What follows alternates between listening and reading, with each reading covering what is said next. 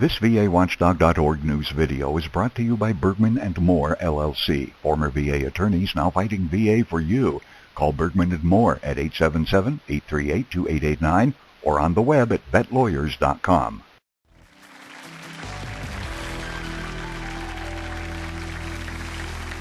Well, we ask our troops to sacrifice life and limb to protect our nation. And when they come home, some veterans and their families say they have no hope, no voice, and are trapped fighting a bureaucracy that just simply won't hear them.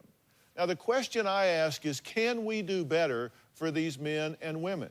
Don't we owe it to them? I mean, if we put these people in harm's way, if they're over there standing up and fighting for us, and I don't care whether you like the war or whether you don't, we may not support the war, but we have to support our men and women that are in uniform over there fighting.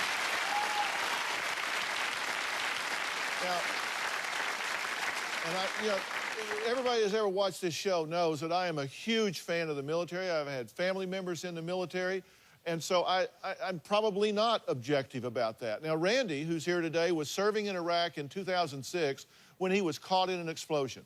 Shrapnel shredded his leg, he lost his right eye, and today Randy's mother, Tammy, says that getting any kind of help from the VA for her son is a constant fight, and she's just about given up on the whole process.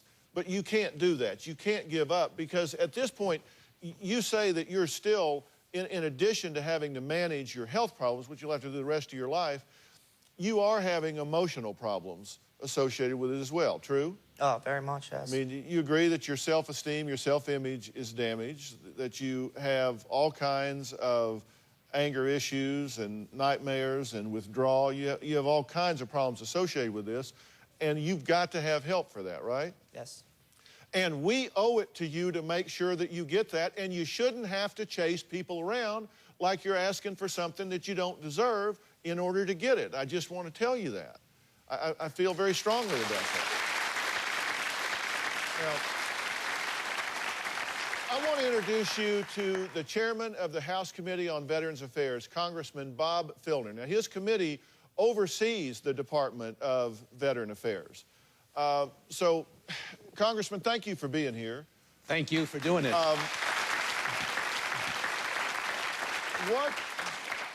Congressman, what's going on here? Is this an isolated, anecdotal situation, or is this widespread?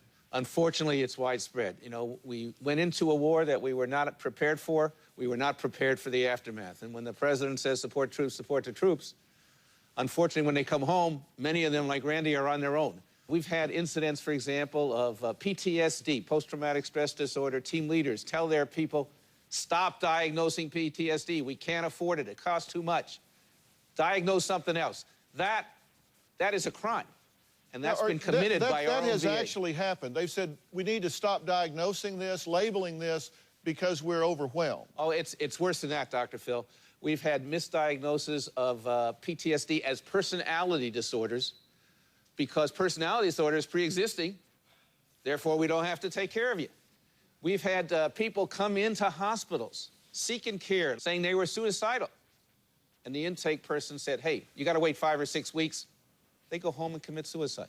Okay, this is just not tragic. Okay. But, I mean, you're chairman of the House Committee on Veterans Affairs. Can you not jerk a knot in these people's tail and get this? I mean, do we need more money? Do we need more people? It's hard to get information because of destruction of documents and false suicide rate reports. Are you telling me the bureaucracy in the VA is actually lying to you? They are. They are. We have oversight functions, and we provide the money. And I will tell you, in the last 2 years, we have increased their budget, especially for mental health, almost 40%, which is unprecedented. So we give them the resources. The question is, how do they use them? And our oversight function consists of them giving us information. Well, if they want to cover up, they can cover up. We've had shredding of documents reported for claims. We've had backdating of things. We've had covering up suicide statistics. And we say, fire those people. But we don't have the authority to fire them. Only the executive branch does.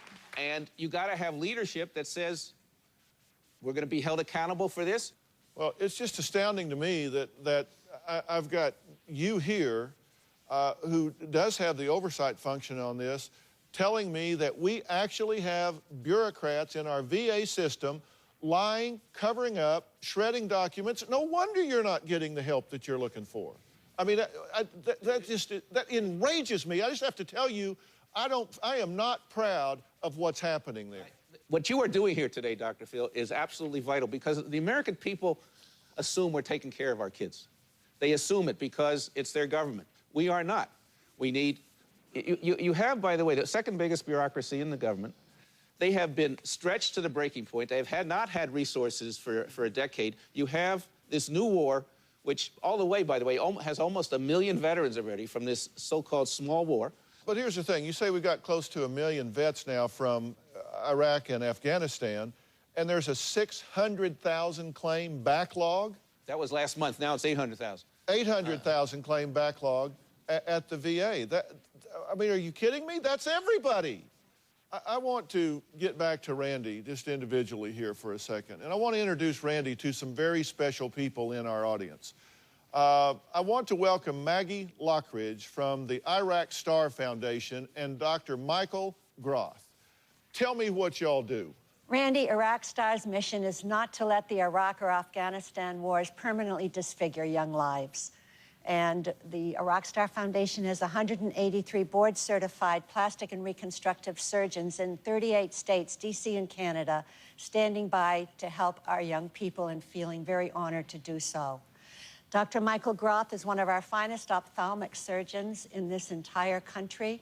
And the reason we're here is because we're going to very proudly provide you with the reconstructive surgery on your eye that you need.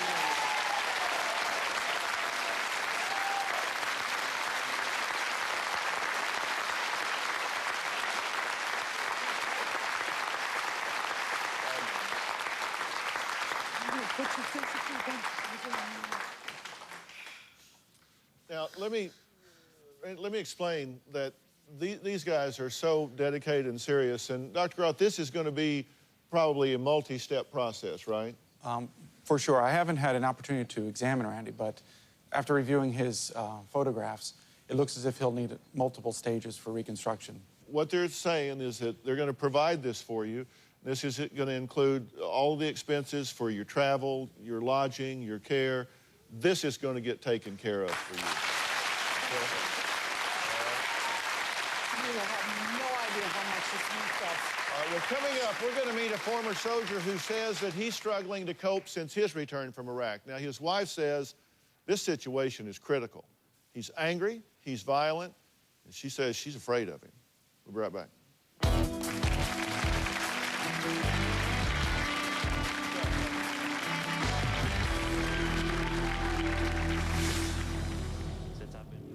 My wife found me in the garage with a pistol in my hand. I was seriously thinking about committing suicide. VAWatchdog.org, the nation's #1 independent veterans website. On the web at VAWatchdog.org.